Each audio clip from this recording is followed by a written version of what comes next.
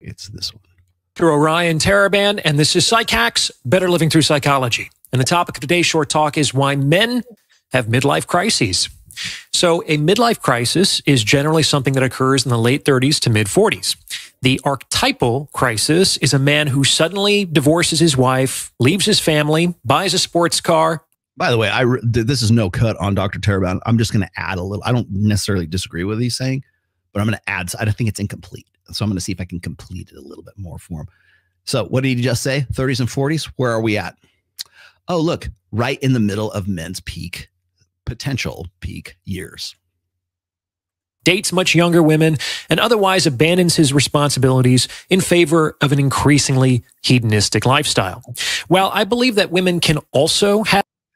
You notice that, and this is not a cut on him because he's only like going from what popular conception is, but like you notice that it's hedonistic for a guy to pursue the things that he wants when he can get it, when he thinks he can, right?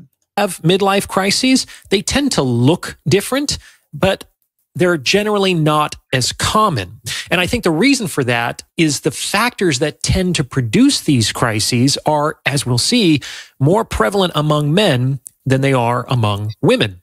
That said, all men obviously do not have midlife crises. So what typically causes this phenomenon when it does appear? Midlife crises occur for two primary reasons.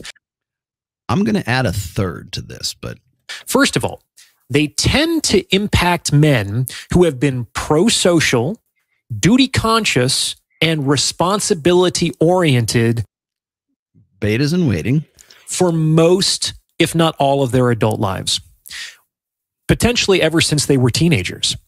These are men who were making their parents happy. Then they were doing what their teachers wanted.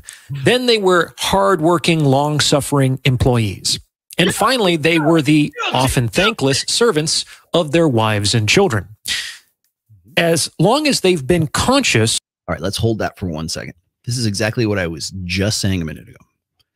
When guys are the good potential, or those guys are what I've called betas in waiting. These are the guys who are dutiful betas who develop themselves and maybe even honorably so. It's becoming less and less common because like we always complain about like Gen Z and the guys just don't have drive. They don't have a purpose. They're just kind of rudderless in life. I think that that definitely is a thing. But the thing is that we're still comparing midlife crises in men to guys who are taking on these responsibilities earlier in life. Because what did he just say? He said midlife crisis happens between like 30 and 40, right? That presumes that the guy has been married since he was like 25, 26, which we know increasingly today, especially when we look at average age of first marriage, is 30 for women and 32 for men. When we look at that age differential right there, you're still talking about a demographic of guys who hit 30 or 40, and then they have this sort of midlife epiphany, really. They kind of realize that what their life that could have been had they done things differently. They've been measuring themselves by other people's yardsticks, behaving as they should, often at great personal expense. To be fair, they were often socially rewarded for their sacrifices. However, what they gained might have actually paled in comparison to what they lost in the bargain. Okay. Now, here's my question. Were they actually socially rewarded for this? And by social reward, I mean like they're just patted on the back. Now this is just me. This is how I'm interpreting this. Okay. This is sort of the dynamic that we always kind of criticize for guys who are like the stepdads, right? I'm not a stepdad. I'm the dad who stepped up. That's social reward. That's like, oh, you're a stepfather. You wifed up a single mommy. You're a saint. Good for you. You're getting, more men need to be like you. And really all you're doing is like that social reinforcement. It's operant conditioning is what it is. It's like peak behaviorism is what it is. But it's this idea that you will get positive strokes. You will get social approval for doing what? For essentially completing women's lives, like essentially your own cuckoldry, really. But the idea that fulfilling a woman's life plans in spite of herself is a noble thing for guys who really lack the options to do much of anything else. Now, what generally happens around 40, at least in the modern civilized world, is that people get their first real taste of mortality. Everyone knows they're going to die. But most of the time, this is more of an impersonal fact than a felt understanding. And it's around this time that a parent, for the first time, falls seriously ill or passes away, or perhaps a person experiences their own first significant health scare. And it can happen that nothing at that point is standing between that person and death. Okay, so this is what he's again. I'm gonna quote 33 Strategies of War. What he's quoting here is essentially what's called death ground strategy. Putting yourself in a situation where you have to burn the boats behind you. Okay, you have no other choice. It's do this or you die. Do this or go extinct. Right. It's putting yourself in a situation where you have to succeed, or it's like what, get rich or die trying. And I'm not saying that in the literal sense. I'm just saying that the idea that your own mortality would be driving your midlife crisis, I think is a little maybe, but I think it's kind of like more naive to think of it in those terms. It's like, oh, well, I had my first brush with death at like 32 or 36 or whatever. Like, it's like, first of all, I'm 55. My father died. How old was I? Maybe I was in my 40s. I think it was in my 40s when my dad died. That was the first time I had to deal with like my parents died, and then my mom died after. My mom died in 2020, right? And that didn't necessarily spark a midlife crisis for me. I think what it is it's really about potential. You're maximizing your own potential and the things you could have done. I don't know. I'm going to paraphrase this because I don't know where this quote comes from, but there is nothing that is worse, I think, for men in general than unrealized potential. You have this talent, you have this thing, you had this something that you could do, but you didn't. The life you could have led had you made different choices. And why am I bringing this up? Because this is the number one regret. You want to know where like the anger phase comes from? When guys sort of go red pill, they have their red pill moment or whatever you want to call it, right? When they sort of realize and they wake up to the idea that the rules and the rule set that they have been playing with in the rule book or whatever that they've been playing with, no one else is playing. And they get pissed off and upset, and they go through the anger phase. They have to cross the abyss, as I've said in like 3 of my books. You have to cross the abyss, and you have to understand that you're in a better paradigm now. Most guys like kind of like languish in the anger phase because it feels good to like hate, right? But they're not angry at women. They're angry at themselves for having believed the bullshit for so long. Well, here now. Take that guy and make him 36 years old. Put him in a position where he should have maximized his maximum potential, like say 36, 38 years old. He should be hitting his stride. He should have made partner in the law firm. He should have had his own business. He should have done all these things, but he didn't because he made choices based on his blue pill understanding when he was in his 20s. And now he has all these responsibilities and liabilities. He's a good guy. He's doing what everybody, like he's patted on the back. You're doing a great job. You're doing what everybody told you to do. But it's bullshit. And now he's beginning to wake up to it. And I think that a midlife crisis has less to do with death ground strategy or realizing your own mortality than it does to realizing your untapped potential. And now you're fucked. Like death used to be something very far away. Parents stood in the way, grandparents stood in the way. However, a person in middle age might find himself next on the chopping block, as it were, for the very first time. In any case, death starts to transition from an abstract idea to a concrete reality for a lot of folks at this time. There is a growing appreciation of the fact that not only are there a limited number of years left, there are an even more limited number of good years left. Mm-hmm. And this is when a person potentially realizes, wait a minute, I've spent my entire conscious life doing what other people wanted me to do. Okay. When what other people wanted you to do is the old set of rules that you think everybody else is playing by, and then you suddenly realize through crisis, trauma, a divorce, you get zeroed out at work or something like that, and now shit changes, and you realize that your relationships and the things that you thought were valuable, and you thought the people who were your friends and your wife and everybody who was on your side, they were only insofar as you were able to provide them with long-term security. And now that you can't do that anymore, that's when you're really fucked. That's when you're having a real midlife crisis. It's not about buying fucking sports cars or fucking supermodels or banging your secretary or whatever that is. It's about realization. That's the real midlife crisis. You want to know, and again, this is why I'm getting into doing this book and this program with Joe Marin for Men of Action, for men between the ages of 45 and 65 years old, for exactly this reason. It's not a midlife crisis. It's a midlife zeroing out is what it is. I would argue that this cutesy little word that we've been using, by the way, since the mid 80s, midlife crisis, you probably heard that in movies, like The Big Chill. I remember that's the first time I heard midlife crisis, The Big Chill. Go look that movie up. That would definitely not be on the Americana movie thing. But that's what it was about. It was about like boomers reaching middle age and going, oh, what's it really mean? I'm going to, or, oh no, better, oh, much better movie. Actually, to scratch that. Here's a better movie. American Beauty. Kevin Spacey, who, by the way, homosexual. And the actual, what was it? The movie, the script was written by another homosexual, by the way. But they nailed it, man. They nailed the midlife crisis, right? Remember when he's about to bang his wife for the, like, really just with, like, didn't care.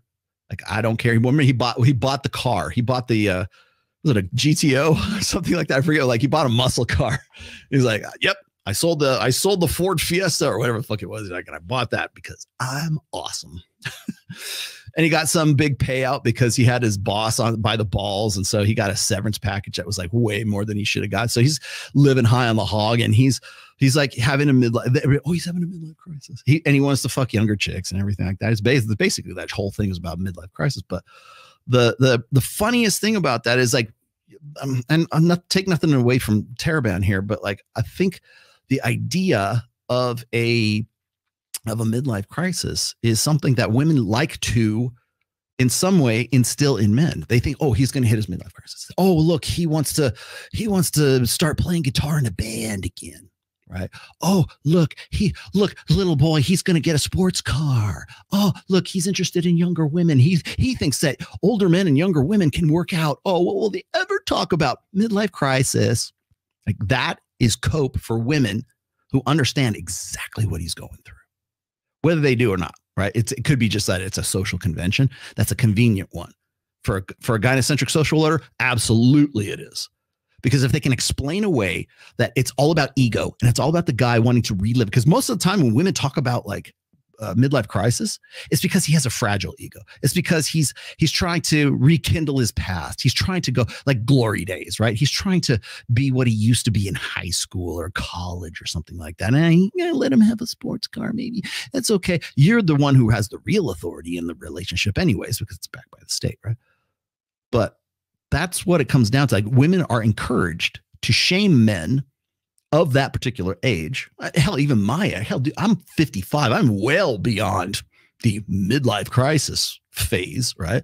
But people will still accuse me of that because I hang out with much younger women or because I have a bitchin' Camaro, right?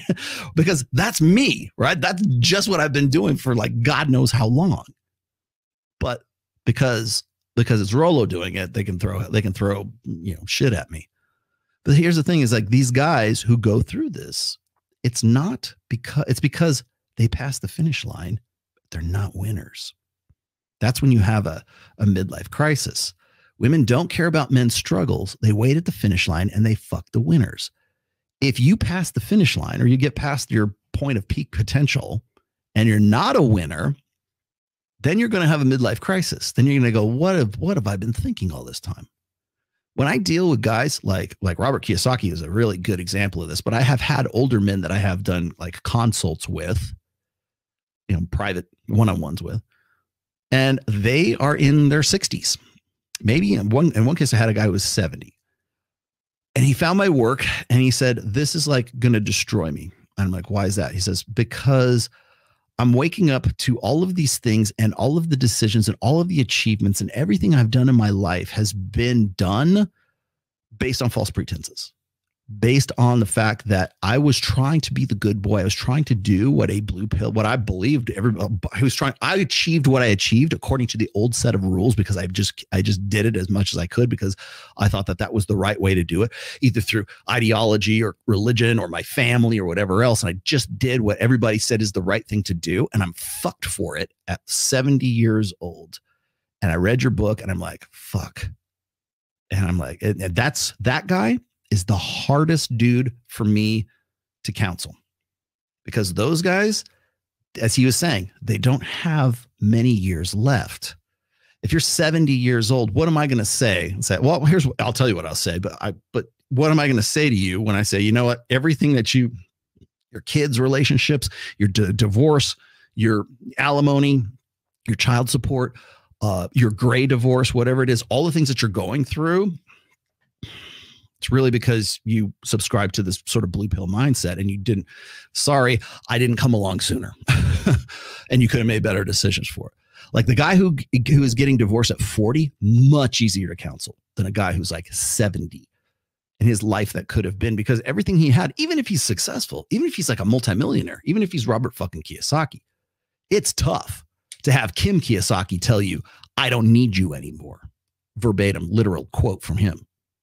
That's a smash in the face when you in your entire life have believed in the soulmate myth and you bought into all this blue pill bullshit. And then that happens. And then you read the Rational Mail, you talk to me or whatever else. And I'm going to try to be as empathetic as I possibly can. But the hurdle, the obstacle that a guy like that has to get over is the fact that everything that's led up to this point has been based on bad, inaccurate information. Your soulmate myth, your one-itis, your, oh, she's everything. Oh, you know, she's smart. Like by the way, if you saw, I don't know if you saw this, but if you saw the second episode of my appearance on Dr. Phil, which came out in May, by the way, it was a 2-part episode. I don't know if you knew that, but that's where the superfluous conversation comes in. And it was after that show that I realized that Dr. Phil is what would have happened to Robert Kiyosaki had I not come along, had he not, had his friends not turned him onto the Rational Mail. Because really his entire life and his decisions, and granted, multimillionaire, got it, whatever. But I go on that show and I shake shit up. And I challenge him, like, your wife really thinks she doesn't need you. You even say she doesn't need you. She'd do just fine without me. So you're superfluous then. Oh my God, he loses his fucking mind. He didn't see, like, there's parts they cut out. Like, I mean, you want to talk about Dr. Phil losing his shit, because I challenged his relationship with his wife. Oh no, she's always been there for me. Blah, blah, blah. By the way, this is his second wife too. His first wife, I think, died in the 70s, and then she's been around since then. But she comes in and she basically sees him as a mark. Same thing with Kim Kiyosaki. Sees him as a mark. These other guys I'm talking about saw them as a mark, but they believed in this blue pill bullshit. And they believed they were doing the right thing, and they just couldn't understand why they've been living in a sexless marriage for the last 40 fucking years. And they don't understand, like, they did everything that the old set of rules told them that they should do. I played by the fucking rules and I got fucked for it, Rollo. I'm getting zeroed out at 70. And the toughest pill to swallow is realizing that everything that's led up to them being 70 years old, even if they're like at the top of their game, they're worth $100 million. It's like kind of a Pyrrhic victory, right? It costs you more to win it than not winning it, right? And so now, I mean, I'm happy to say Robert Kiyosaki is in a much better place. And I mean, not to pat myself on the back because he's the one that does the work, but that's hard because, like, Robert Kiyosaki is like 76 years old. I mean, I love him to death and I hope he lives a very long life, but man, how many productive years, like as Dr. Taraban's talking about here, how many productive years does he have? You want to know why guys between 45 and 65, why that's the prime demographic for self-deletion? It's because they get zeroed out and they go, how many good years do I have left? I can rebuild myself now that I know the red pill paradigm and I've got more accurate, actionable information now. But Do I have the perseverance, the strength of will? Do I have the gumption? Do I have the kick in the ass, the fire in my belly to actually go and reinvent myself and rebuild myself at 50 some odd years old or 60 years old? Unfortunately, for most guys, the answer is no. And I wish it was different, which is why I'm doing the programs. Which was frankly my fault. And if I don't do anything, I'm going to spend the rest of my conscious life doing the exact same thing. I've just been doing what was expected of me this whole time. What about me? Like, my life is also for me. I want certain things. I want to get laid. I want pussy. I want to get the pussy that I should have got when I was 36, 37 years old, but I didn't because I made the decision to get with this woman who's now my sexless wife. And now I want her to suck my cock like she used to. That's a big part of it. But it's not just getting a fucking sports car. That might be a little part of it. But why do guys get sports cars? Because they're car guys. I'm a car guy, so at least I can knock that one off the list. But why? To live the way that I want to live. There are experiences that I want to have before I go, etc. And this selfishness, which has been suppressed for so long, just explodes onto the scene. And this isn't necessarily a bad thing. It is the privilege and responsibility of every human being to live their own lives, which if... The problem with that, Dr. Terman, is that it implies men have authority, that they should have that authority. And I think they should. But the problem is you got a guy who's gone pretty much his entire life doing everything that everybody told him he ought to do. Do the right thing. I'm going to quote Rich Cooper once again. Rich, I love you to death. I love the new show, by the way, the new panel show with all the chicks on there. Awesome. Keep going with that, man. Ladies' night. I'm tuning in every single time now. Great show. Keep going. Welcome back to the Mana Swamp, my friend. But anyways, quoting him again is like, the idea that you should have that authority, the idea that you should, be selfish enough to want to do to have that, to step up for yourself, right? Is it's something that guys would aspire to, but they've been told their entire life to do the right thing. And again, quoting Rich once more, is we tell men to do the right thing. We tell women to do what's right for her. In a gynocentric soul, we've been saying that message has been repeated really since the Gloria Steinem, Betty Friedan, 1970s militant feminism era. And we're still repeating parroting back and regurgitating that same line over and over and over again. In fact, we don't even think anything different. We think that that's the way it ought to be. And when we tell a guy to do the right thing, I'm going to focus on that right now, but tell a guy to do the right thing, and he does that, and he continually does the right thing, and he only gets what he's gotten because he keeps doing what he's done, and he gets to the point where he passes the finish line at 36, maybe 40, and realizes that he could have done way more with his potential had he not got married, had he not focused on family, had he got a vasectomy, had he stayed in the gym. All of those things that I said in that one fucking tweet, maybe not the vasectomy, all those things that I said in the tweet, he would be in a much different position. Or he could follow the Gary V route, where he says, you know what? I am a badass right now. I make more money than God. I don't need to be with this sexless bitch anymore, and I can afford the divorce. Jeff Bezos, maybe. I guess you want to say, maybe that's a bad example because he's older. But you look at these guys who are like, have a lot of Elon Musk. Elon Musk should not get married. He should just like breed and move on to the next one. I think it's funny that we like criticize Leonardo DiCaprio for like nailing, 25-year, when they're 25, he recycles them, right? Like look at Elon Musk's like love life. It would be cheaper for him to just go buy women houses and like say, okay, take care of my kids because I'm going to impregnate you now.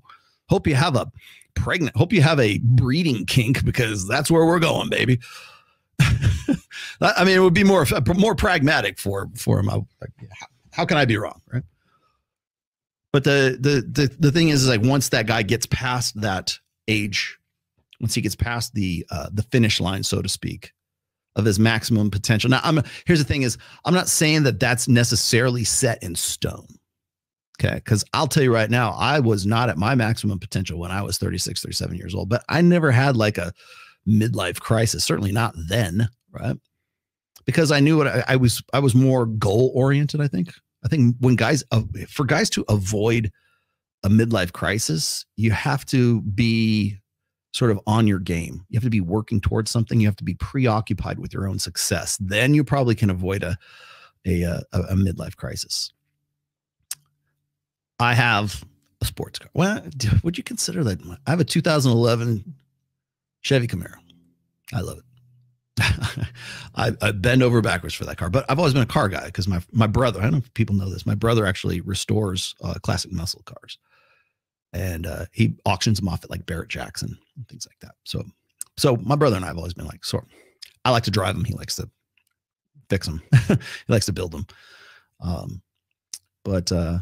So I can kind of get away with that. But like the whole thing is like when people see me, like, for instance, if you see this right here, I was accused. You see this, is Mike having a midlife crisis? I don't think so. I think Mike's living his best life. Oh, look, here's Rollo and Maya. Is Rollo having a midlife crisis? No, I'm having a fucking great time. That's what I'm doing because this is what I do. But I think what happens to people is I think women expect guys to have regrets, and maybe they're right, because the regrets are my life that could have been had I made better choices. The reason I wrote the second book, Preventive Medicine, was because I had so many people, so many guys say, Rollo, where were you before I got married? Where were you before I had kids? Where were you before I changed my college major so I could be with this bitch? Where were you when I moved to this city because I wanted to facilitate our relationship? Where were you? Where were you? Where were you? If I'd have had this information sooner, I would have made different decisions. And that's what that will come to the next part here, which is the timeline of women's, the things you can expect from women during various phases of their maturity. Okay? That was the second book was my attempt to say, here's what you need to know before you make those bad mistakes, before you walk into those. Before you make those decisions. They might be good decisions, but before you make those decisions, at least make an informed, educated, actionable information decision. Again, I'm not against marriage. I'm against didn't see it coming. Oh, I can't believe she'd do this to me. She changed on me, Rollerball. I'm against those marriages. Didn't see it coming. No, you knew what you're getting into. Just understand that, I think that ought to be a part of premarital counseling, by the way. I think we need premarital counseling that includes like, here's why you need a prenup. Here's what you can expect. Here, look, and we'll use this timeline. Okay. And you're going to get married. Here's where you are here. 26 years old. You are here. 30 years old. You are here. Is this something like, here's what you can predictable framework. Here's what you can expect within a reasonable tolerance of accuracy. Is that something you want to do? Or do you want to hold out until you are 36 years old and then make that decision when you have better selectivity and you're not hurting anyone's feelings or crushing women's, souls for, licking the ice cream or taking them away from what they could have done themselves because they have sexual capital when they're younger. That's, I think, is what really ruins women, especially that you want to know why older women have a problem with older men getting with younger women, is because it's not so much a jealousy factor. That definitely plays a part, but I think it's less about that and more about the fact that women don't want the sisterhood of Borealis. They don't want their sisters to get involved with a guy who is going to sort of remove that agency from them. Because they know where they were and they know where he is, and they realize he's a highly attractive, good bet for their future, but they're taking away from that capital. And they're worried that by doing so, that they will ruin their lives, right? They'll have regrets. They'll get to be 30. Those women who were 21, when Kylie's 21 and then she gets to be 36, will she regret her time spent with Michael Sartain? I don't think so. Simply because he's so high value, right? But I would say that I would say the opposite is actually true. I would say that like women who get with guys who are good potential, who actually made something of themselves, and then they offload their woman for a younger model, for the trophy wife.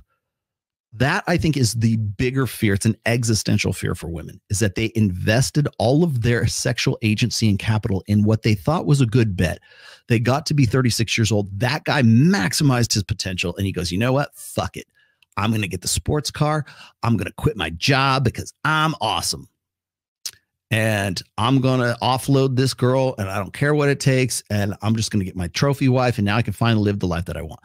The reason why women have a problem with that is because, well, first of all, their lives would have been better had they made a different decision. But also because they're got with a guy. I mean, maybe Gary V's ex-wife now, I guess, is she's cool with it. She doesn't have to worry about that bullshit anymore. She's probably got paid, got the bag, I'm sure. Mackenzie Bezos, probably a good. Oh, Gary, Lauren Sanchez is marrying Jeff Bezos. She's like, good. I'm fine. Please do. Who cares, right? What's she worth? She got $33 billion out of that divorce. They also want to live among other human beings doing the exact same thing, requires a kind of creative selfishness, like a selfishness that can be creatively adapted to exist among others. And without that element of selfishness, people don't live life. Life lives them. So we kind of want people to ask, what about me? That's a fundamentally healthy and rational question. But here's the thing. I love this. It's like that song, what about me? They don't really care about us. If a guy gets to be 45 years old before he is suddenly and urgently concerned about living life on his own terms, then he is going to be out of practice being selfish. Mm-hmm. And this is frankly why I think more men have midlife crises than women do. I'm going to tell you exactly why. Okay, so here's the reason. Because of this. It takes longer for men to become. It takes longer for men to achieve that maximum potential. Women, their sexual market value is burns hot and bright, and it fades. Men's is a slow burn. In fact, this bell curve probably should be a little bit more graduated than what I have here. That's the difference. You know why? Here, I'll explain to you why. Because the things that make men maximally attractive take longer to achieve than it does for women. If women were going to have a midlife crisis, you know where they have it? Right in the epiphany phase. Holy shit, I better find a guy before the fucking lights come on at the club.